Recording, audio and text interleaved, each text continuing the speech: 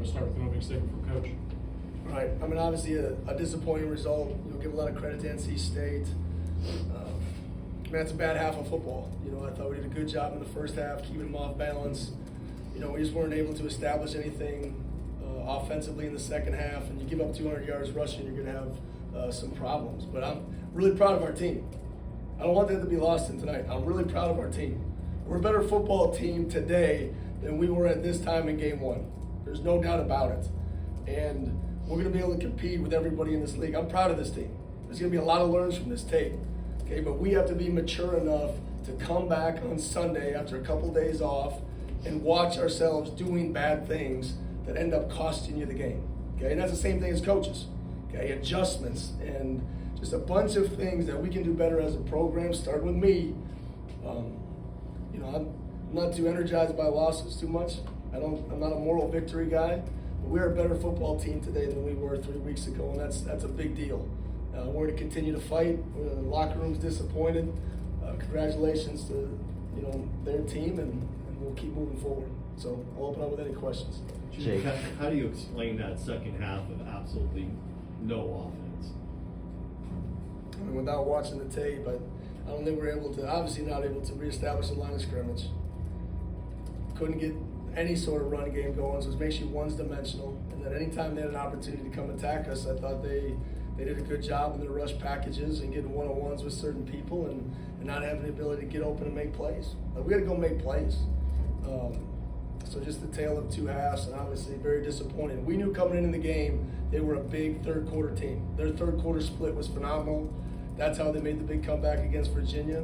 But at the end of the day, it was still a tie game going into the fourth quarter. We got to be able to respond to that, right? The resilience of our team, that needs to go up. Jake, you talked about being able to respond, watching yourself do bad things on tape. The body language from Robbie was kind of really apparent as the drives kept going and going. I know it's something you talked about in fall camp, being able to accept that.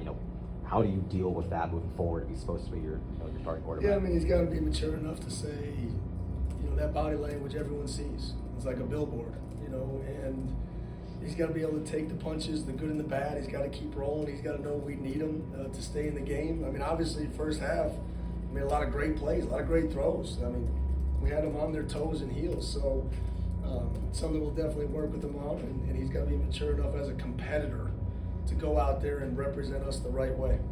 Did you see them do anything to take away Damon and Chris? Looked like the explosiveness of the offense disappeared when they stopped getting the ball. Yeah, I mean, then we're going to look back and see a bunch of things that we just missed.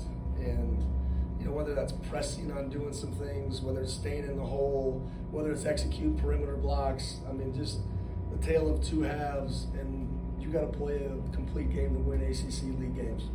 Like, it's just what it's got to be. So without seeing the tape, I can't really comment on it, but just not good enough in any level on offense there in the second half. Coach, you already alluded to it, looking at the tape, but it seems like after the fast start, it seemed like things kind of pivoted on that fourth down conversion, and then, their ability to run the ball. What are some things that you're going to look at going into next week?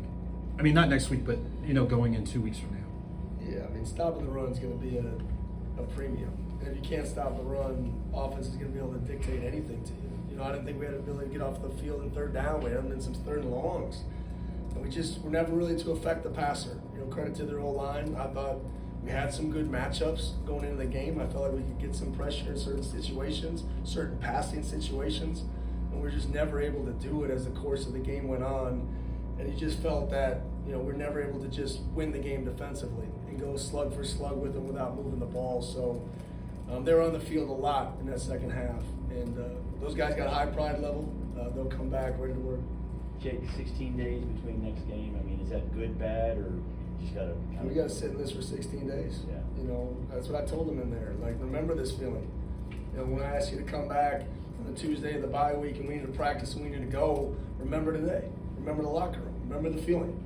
Remember them saying Wolfpack in our stadium. Remember that. I think that's a big deal. If you're an ultimate competitor, like, man, it's a rivalry game. So hopefully you're energized to come to work and get better.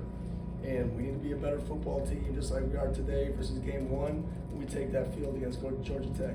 Jake? 2 more guys. Jake, with those 16 days, what's the plan over that? Is it trying out new combinations, you know, on different packages? Is it trying out different things? I mean, as I sit here today, I mean, I've always said this, like, you never leave the little things. That's what Built in the Dark is about. You know, we need to be fundamentally better. And we'll look at everything. We'll self-scout it all, see where we're at after 3 games. And, you know, who do we need to get the ball more to? Who needs to play more? Who needs to play less? Like, it's going to be a constant flux as we go throughout the season, as we continue to learn about our guys. The biggest thing I want to see is our culture respond to this. Stay together, stay the course. Who's going to be the me guy? You know, all those things hide when you're winning, right? Your real culture is who you are right now and how you respond to this. So it'll be a big test for our program. Last one, guys. Good. Atmosphere of the Big Four. I mean, this was a rivalry game, like you said. What did you think of that? Well, it was good. It was good. I'm, excited to continue this rivalry. I mean, the more you play them, the more you feel them, the more you understand them. I think our guys got a little emotional at the end. Like, we got to control that emotion, and but that's what this game brings. That's what rivalry games bring. Really thankful for the crowd. Thankful for everybody that was there. Thursday night, quick turnaround. We just weren't able to do it in the second half, and we got to be a better football team there. Thanks, Coach. Thanks. All right, thanks, guys.